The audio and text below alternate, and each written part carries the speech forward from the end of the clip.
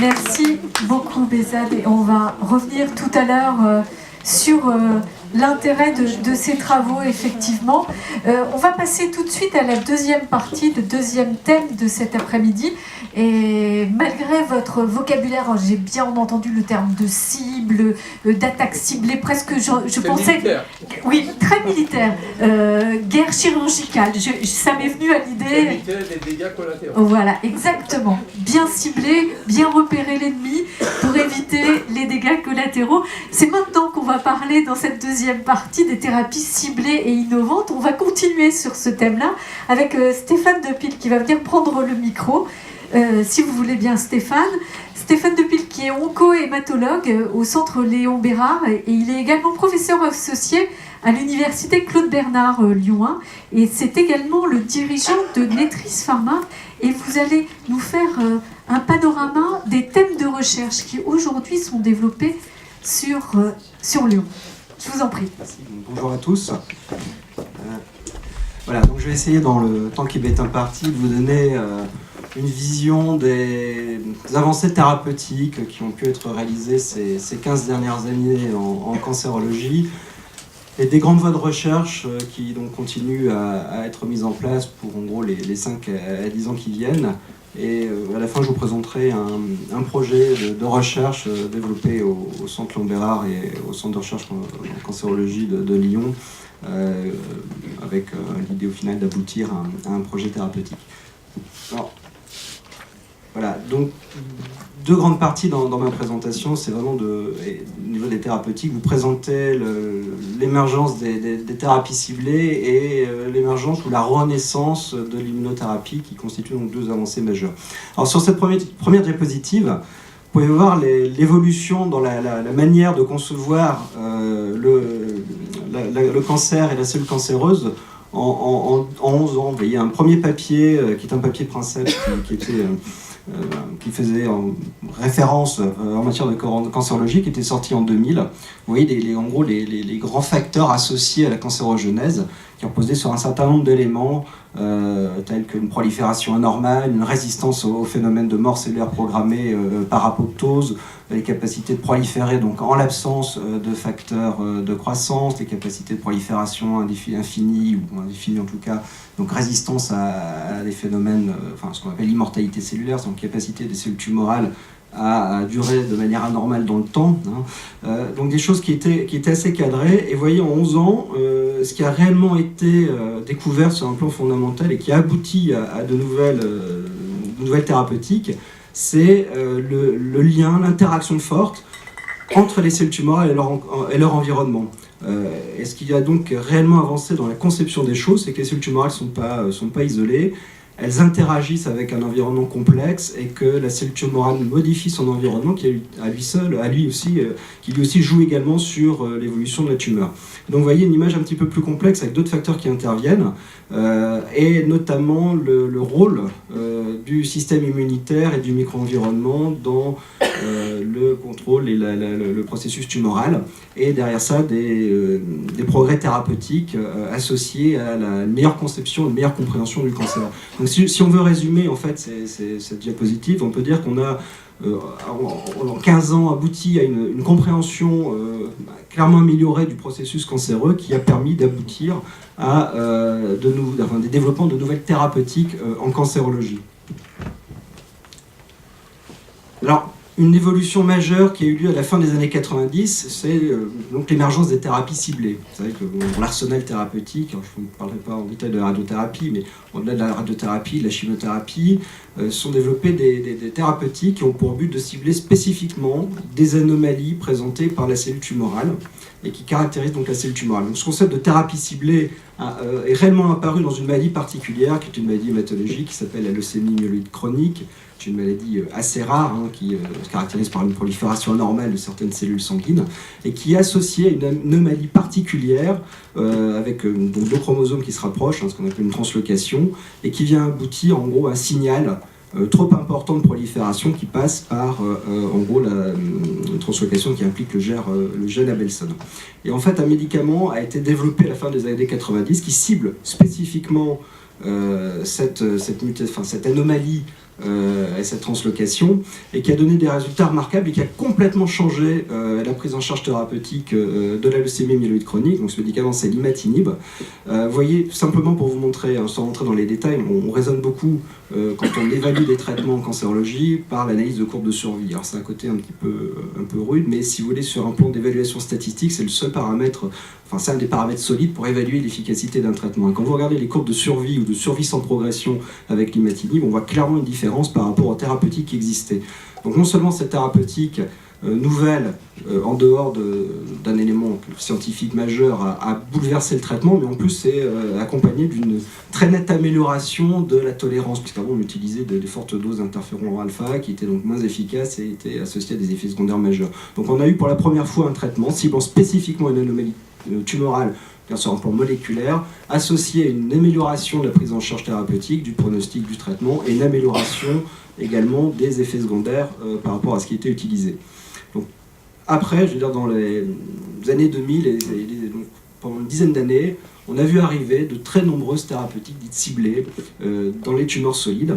Avec juste un exemple ici, qui est dans le cancer du poumon non la petite cellule, vous avez une mutation dans certains cas d'un gène qui s'appelle le GFR, avec un médicament particulier qui va cibler GFR, qui est l'erlotinib. Et vous voyez dans une comparaison avec la chimiothérapie classique, chez les patients qui possèdent l'anomalie, une amélioration très nette en termes d'activité, en termes de survie, en termes de survie sans progression, et une tolérance qui apparaît globalement meilleure que la chimiothérapie. Donc il y a eu de multiples exemples de thérapeutiques qui ont pu être amenés en clinique et enregistrés en une dizaine d'années, et qui ont amélioré un progrès réel en thérapeutique, avec néanmoins une problématique qui persiste, c'est qu'en dehors de ces progrès qui souvent sont importants quand on sélectionne bien les patients présentant l'anomalie, on a des réponses qui sont soit transitoires, soit ne sont pas observées alors qu'on pourrait s'y attendre parce qu'on a des effets de résistance. Donc en fait, on a deux grands mécanismes de résistance qui sont apparus. Première, c'est en gros chez des patients qui présentent l'anomalie moléculaire au niveau de leur tumeur, c'est une absence de réponse dans certains cas, parce qu'on a des voies de contournement qui justement permettent de résister d'emblée. Donc c'est des mécanismes de résistance dits innés par rapport à la tumeur. Et chez certains patients qui ont répondu, on observe dans la majorité des cas une évolution de la tumeur malgré la poursuite du traitement, et donc l'apparition de résistance induite ou sélectionnée par le traitement. Et donc il y a eu une avancée majeure sur un plan de la recherche qui a été la compréhension et l'analyse de ces mécanismes de résistance en clinique, avec des interactions permanentes entre la recherche clinique et une recherche plus fondamentale pour essayer de comprendre ces mécanismes de résistance, les identifier et pouvoir amener en clinique de nouvelles thérapeutiques.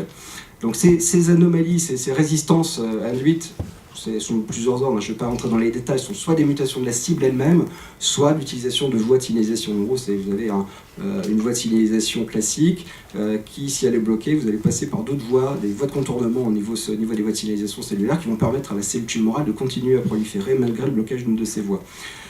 Et donc le développement d'inhibiteurs de seconde et troisième génération a permis d'être actif sur certaines mutations, et on a commencé à combiner les thérapeutiques entre elles pour justement bloquer les voies de signalisation à différents endroits. Avec juste un exemple ici dans le mélanome.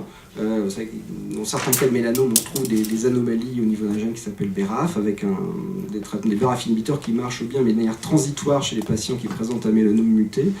Et quand on combine en gros deux inhibiteurs qui touchent la voie de signalisation en amont et un petit peu plus en aval, on a une meilleure efficacité parce qu'on va diminuer certains mécanismes de résistance, donc on a davantage de réponses et des réponses qui sont plus prolongées en termes de survie globale et de survie sans progression. Donc ça, c'était un des progrès majeurs, mais qui néanmoins laisse encore de la place à de réels progrès pour essayer d'optimiser, d'améliorer le taux de réponse, les niveaux de réponse et surtout la durée de réponse, puisque dans tous les cas, malheureusement, on observe des phénomènes d'échappement et de rechute.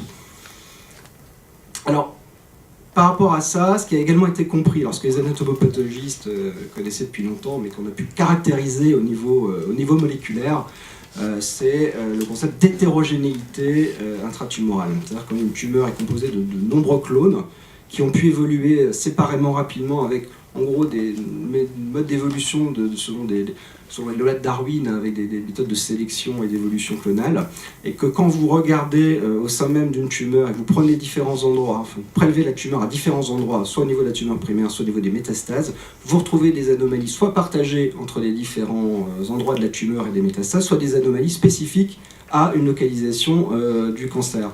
Et donc cette hétérogénéité tumorale, forcément, ajoute un degré de complexité par rapport à la prise en charge, puisqu'il faut à la fois connaître quels sont les clones, à un moment donné, les clones principaux à cibler, et également, dans le temps, en fonction de l'évolution et de la sélection des clones qui va être induite par le traitement, comment combiner les thérapeutiques entre elles pour cibler au mieux l'ensemble de la pathologie et induire des réponses les plus prolongées possibles.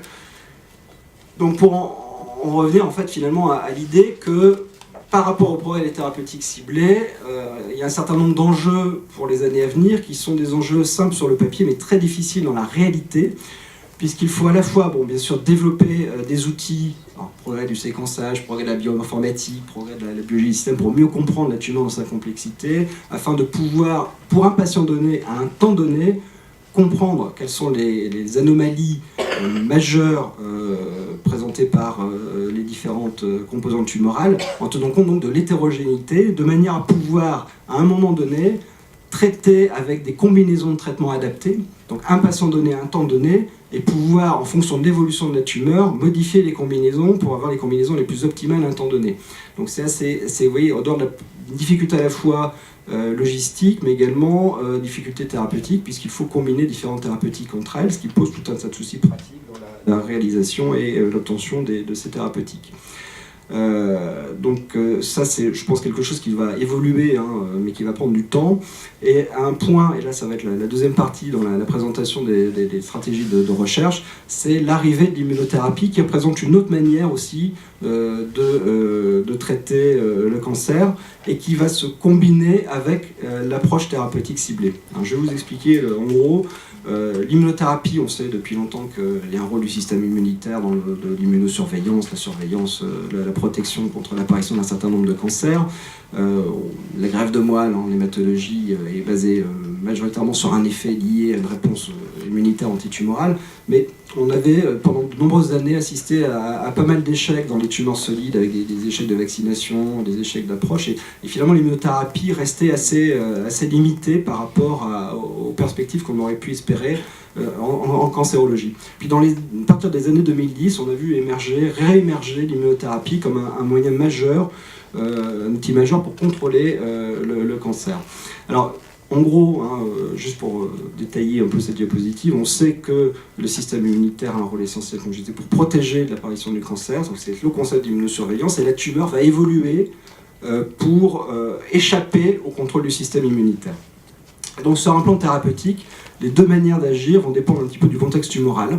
Soit vous avez déjà une réponse avec des lymphocytes et des cellules immunitaires au niveau de la tumeur. Donc la tumeur est visible par le système immunitaire, mais la tumeur va faire en sorte que les cellules du système immunitaire vont être verrouillées, bloquées, et donc ne vont pas pouvoir tuer les cellules tumorales de manière active. Et vous avez un certain nombre de thérapeutiques, alors vous avez certainement entendu parler, parce que la presse a relayé ces avancées, des inhibiteurs de PD-1, des checkpoint inhibiteurs, qui en fait sont des molécules qui viennent déverrouiller les lymphocytes pour leur permettre de tuer les cellules tumorales. Donc ça c'est une première approche qui est efficace dans un certain nombre de cancers, avec des résultats majeurs dans des cancers dits immunosensibles, avec des effets même remarquables dans des cancers comme le cancer du poumon, où l'immunothérapie n'existait pas auparavant, mais qui va globalement avoir des effets chez 20 à 30% des cas, et donc se pose le souci d'un grand nombre de cancers pour lesquels on a très peu de réponse immunitaire induite, et donc pour lesquels il faut générer une réponse immunitaire. Et donc dans ce cadre-là, se développent des approches qui ont pour but finalement de rendre visible la tumeur par le système immunitaire, de type vaccination, des traitements donc inducteurs de réponse antitumorale au niveau du système immunitaire, voire l'injection de lymphocytes T spécifiques de la tumeur qui sont développés particulièrement en hématologie. Donc ces différentes approches commencent à se mettre en place en clinique, à se combiner les unes par rapport aux autres. Juste pour vous montrer un résultat d'un anti-PD-1 qui donc vient déverrouiller les lymphocytes au niveau de la tumeur quand ceux-ci sont présents. Vous avez ici des diagrammes alors, qui sont pas si compliqués que ça. En fait, c'est simplement ce que vous voyez en ordonnée. Voilà, pardon. l'effet sur la réponse antitumorale en termes de diminution de la taille de la tumeur. Donc quand c'est en gros, quand ça descend, ça veut dire que vous réduisez la taille de la tumeur. Et donc vous voyez dans différentes pathologies comme mélanome, cancer du poumon en petites cellules, les cancers ORL, les tumeurs urothéliales, cancer du sein de type triple négatif, vous voyez des effets remarquables en monothérapie avec les anti-PD-1, et donc ça a réellement représenté une révolution thérapeutique et un vrai changement dans la manière de concevoir l'immunothérapie. Alors il reste encore beaucoup de chemin à faire parce que tous les patients ne répondent pas, même certains patients qui présentent des marqueurs de réponse, on a parfois des effets qui sont difficiles à prévoir, et donc aujourd'hui il y a un vrai travail pour essayer de mieux prédire les réponses à ces inhibiteurs et surtout savoir comment associer ces différentes molécules entre elles. Alors juste pour terminer sur, je ne sais pas combien de temps ça va. Bon. Juste pour finir donc sur en gros une voie majeure qui est, je vous ai présenté thérapeutiques ciblées qui sont des petites molécules, des anticorps monoclonaux qui vont agir sur certaines anomalies présentées spécifiquement par la tumeur et l'immunothérapie. L'idée c'est de combiner ces molécules. Vous voyez les effets en gros de la thérapie ciblée, on a des effets de réponse chez les patients sélectionnés mais qui sont des réponses souvent transitoires. L'immunothérapie ne marche pas toujours, prend du temps à agir mais permet parfois d'avoir un contrôle à long terme. Donc un des objectifs c'est pour un patient donné, combiner des thérapeutiques ciblées entre elles pour avoir un effet rapide et efficace sur la diminution de la taille de la tumeur et de venir associer l'immunothérapie pour contrôler la maladie qui persiste et espérer avoir au final une maladie qui va devenir de plus en plus une maladie chronique. Alors ça c'est un des objectifs, on peut se poser des questions, est-ce qu'il faut éradiquer les cellules tumorales ou, comme ce qui se passe en virologie, essayer d'avoir un contrôle au long cours. Sur un plan clinique, si on arrive déjà de plus en plus à évoluer sur un contrôle au long cours d'une maladie avancée avec une maladie qui devient de plus en plus chronique, on a réellement passé un cap dans un certain nombre de pathologies. Mais hormis quelques exceptions, il y a encore énormément de travail pour réussir justement à combiner ces thérapeutiques entre elles et savoir chez qui, et à quel moment et comment combiner ces thérapeutiques. Donc ça, il y a un gros travail de recherche clinique qui va s'associer vraiment avec une interaction entre les gens qui font de la recherche fondamentale et les gens qui font de la recherche clinique. Et c'est en gros ce qui définit la recherche translationnelle aujourd'hui.